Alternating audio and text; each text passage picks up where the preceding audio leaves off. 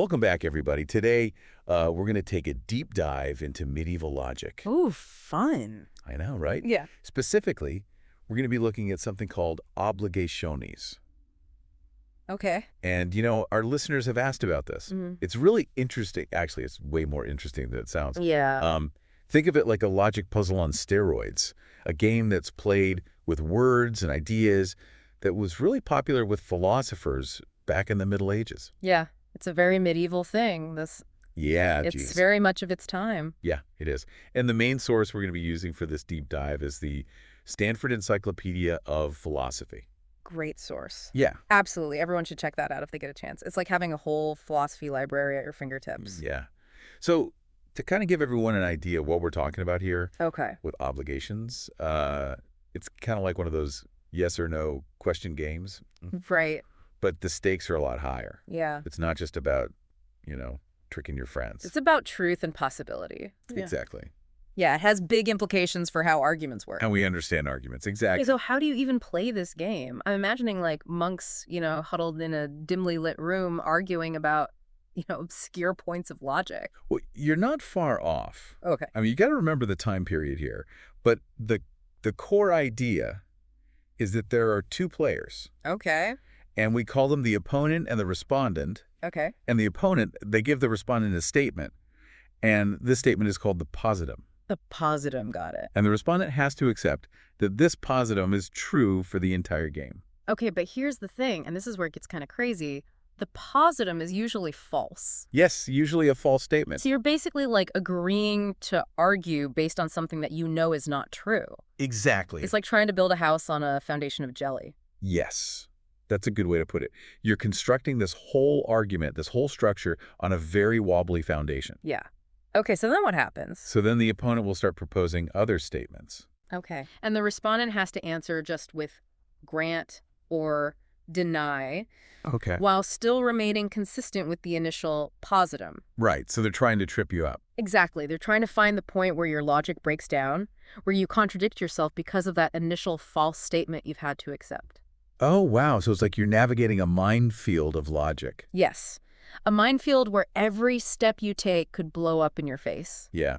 Okay, so like if the positum is something totally ridiculous, Yeah. like the moon is made of cheese, Oh, what happens then? Well, the opponent might try to propose something that seems to follow from that.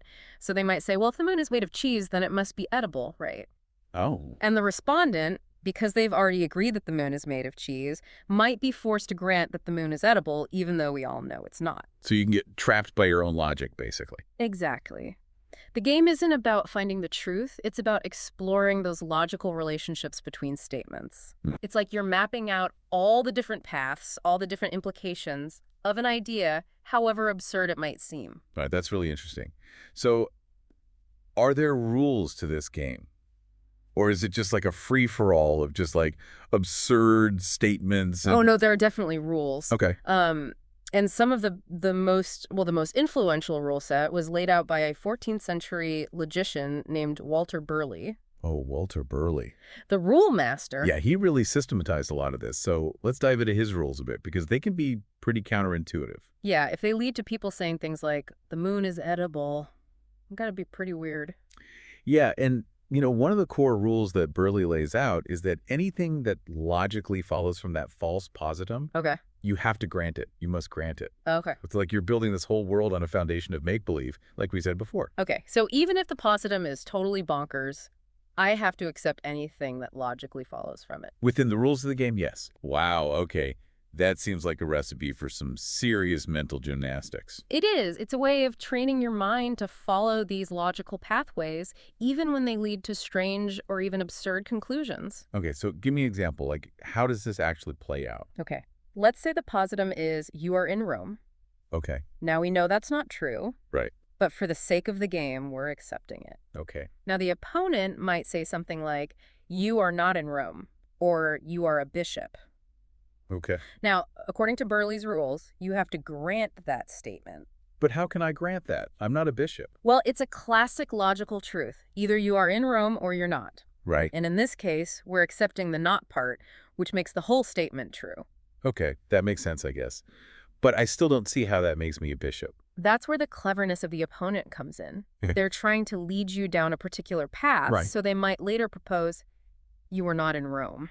Well, you've already accepted that one of those two things in the earlier statement must be true. Ah. And since we've already agreed you're not in Rome, you're forced to accept the other part. That I'm a bishop. Exactly. Wow. It's like you're painting yourself into a logical corner, even though you started from something absurd. Exactly. And that's part of the fun of obligation is it forces you to think very carefully about the relationship between truth, logic, and the way we use language to build these arguments. Okay, so it's not about winning in the traditional sense. Right. It's about exploring these weird paths of logic. Exactly. It's about seeing where those pathways lead, even if it means ending up with a conclusion that seems totally outlandish. Yeah. Wow. This is really fascinating. It is, and it gets even more interesting when we start to look at how other medieval philosophers responded to Burley's rules. Okay, so not everyone agreed with Burley. Not at all.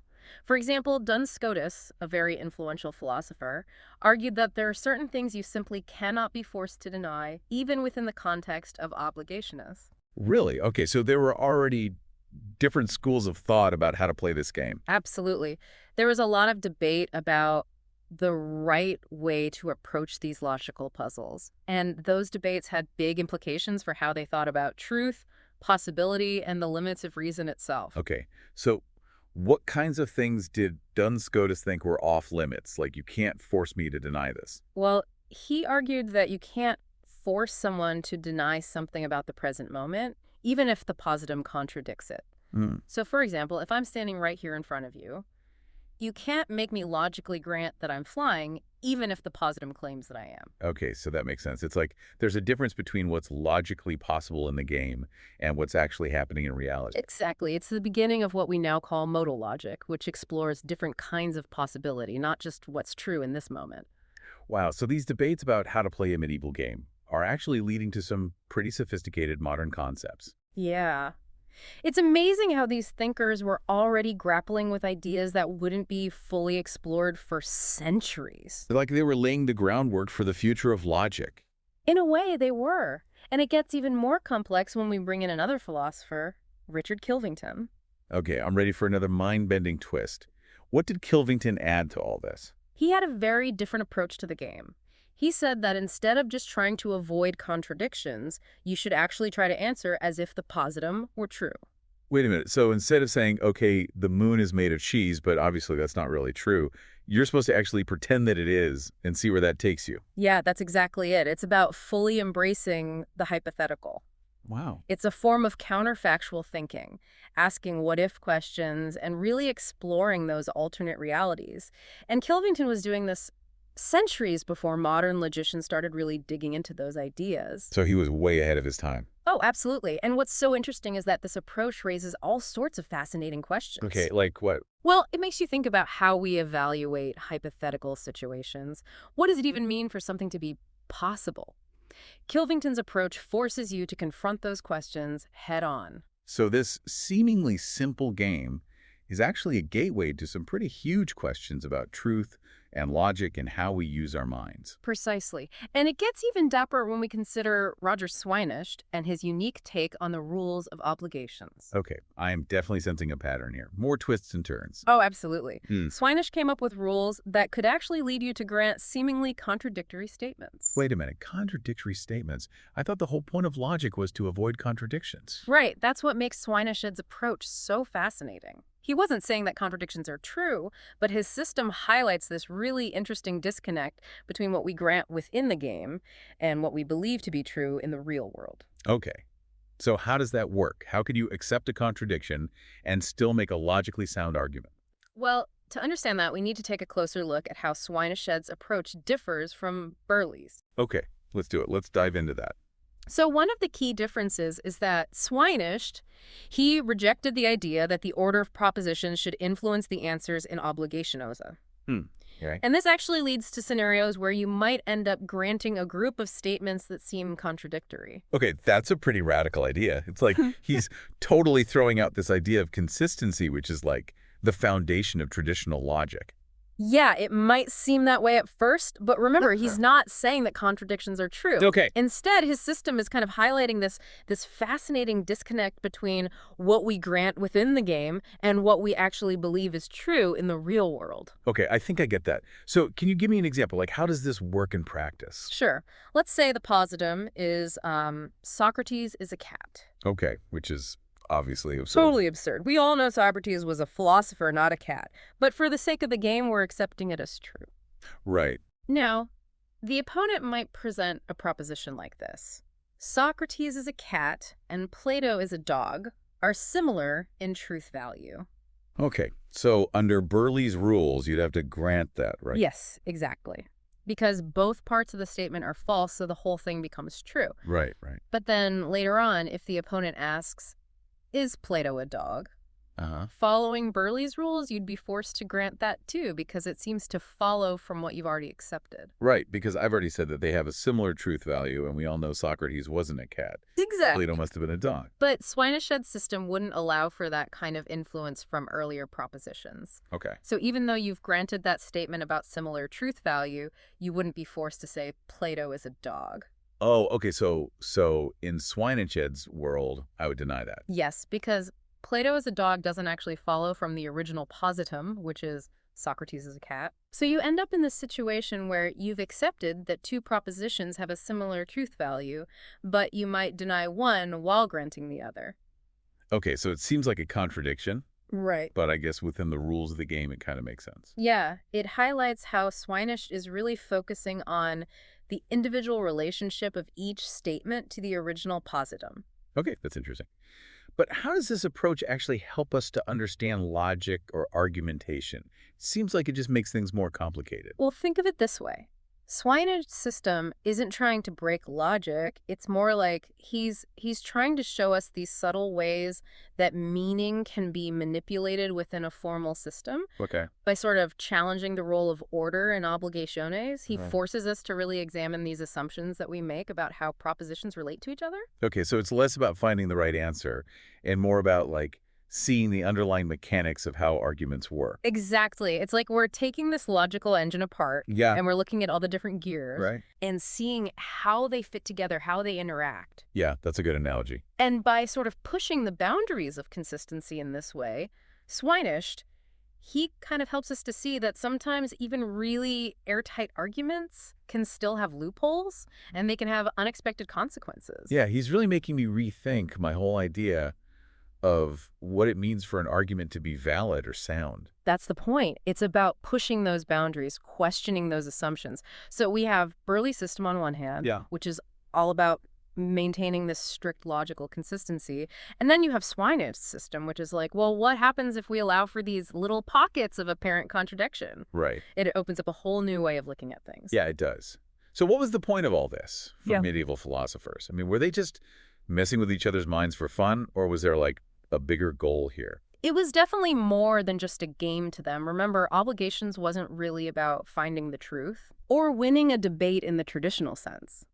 It was this tool for analyzing the very structure of arguments, for testing the limits of what we can coherently think and say. So they were pushing the boundaries of logic itself. Exactly. They're exploring those outer edges, those strange and sometimes paradoxical spaces where logic leads us. So while it might seem like a game on the surface, it's actually a way of getting at some really fundamental questions about how we reason. Yes, and how we construct arguments and how we even use language to try to make sense of the world around us. Yeah. And it's amazing how these thinkers from centuries ago were already grappling with ideas that are still relevant today. Absolutely. Their work has had a huge impact on fields like linguistics, philosophy of language, even computer science. It's incredible how these seemingly obscure debates from the Middle Ages can still teach us so much about how we think and reason. It speaks to the enduring power of philosophy. The questions they were asking are still questions we're grappling with today. Yeah, that's true. So we've talked about the rules of the game, the different approaches to playing it, and the philosophical ideas behind it all. Yeah. But there's one thing I'm still wondering about. Yeah. How did you actually win an Obligations' game? Was there a clear victor? Or was it more about the journey of exploration? That's a great question. And it gets to the heart of what obligations was really all about. The idea of winning is a little more complicated than you might think. It's not so much about scoring points or proving your opponent wrong. Okay. It's more like imagine a really intense game of chess. You're Yeah. not just trying to checkmate your opponent, you're trying to navigate this whole web of implications. Okay. You have to anticipate their moves and then respond in a way that really exposes the underlying structure of the argument. So it's about strategy. It's about like skillful maneuvering Exactly. more than like reaching some kind of definitive victory. Right. Like winning might mean you successfully defend a really tricky positum, or maybe you uncover some hidden contradiction in your opponent's reasoning. Or even, just illuminating some new consequence of a proposition that no one's thought of before. So it's more about the insights you gain along the way, those moments where you suddenly see these logical connections in a totally new light. Yes, exactly. Even if it means you end up having to embrace some pretty weird conclusion. All right, because you're playing by the rules. Exactly. Okay, so obligations is about like pushing the boundaries of what we can think and say and still make sense. Yes, and for medieval philosophers, it was a way of really understanding the power of reason. They wanted to know, what are the limits? What can we do with this tool? Where does it break down? It's like they were using this game to like explore the very nature of thought itself. Exactly. And it's fascinating how those questions they were asking are still relevant today. Yeah, this whole deep dive has really made me see logic and arguments in a totally new way. It's really a different way of thinking about things. It is, and it's amazing how this game that seems kind of abstract and even a little silly can actually lead to such profound insights. Yeah, it really highlights the power of philosophical inquiry. Like, even ideas that seem really obscure or outdated can still give us these valuable new perspectives. Totally. So for someone who, isn't a medieval logic expert, what's like the main takeaway from all of this? Why should we care about these debates from centuries ago? Well, I think Obligations gives us this unique lens for understanding the power of reason, but also its pitfalls. Yeah. It really shows us how important critical thinking is, especially in a world where we're constantly bombarded with information and arguments. Right. It's like a mental workout for our brains. Yes, exactly. It helps us analyze arguments, it helps us spot inconsistencies, and it makes us think really carefully about the words we use. So maybe playing a round of obligations should be part of everyone's daily routine. Maybe. But I think even just understanding the basic principles can help us be more thoughtful and more discerning in our everyday lives. Yeah, that's a great point. Well, this has been an incredible journey. We started with a medieval logic game and ended up talking about truth, possibility, the very nature of argumentation. And who knows what other intellectual adventures are out there waiting for us. The history of philosophy is full of surprises. That's so true. Well, that's all the time we have for today's deep dive into obligationists. But before we go, I want to leave you with something to think about. Imagine you're playing a round of obligationists. What positum, even a false one, would you choose to defend? How would you navigate that whole web of logical consequences? Think about the challenges, the potential contradictions, the thrill of exploring those uncharted territories of thought. Until next time, keep questioning, keep exploring, and keep diving deep.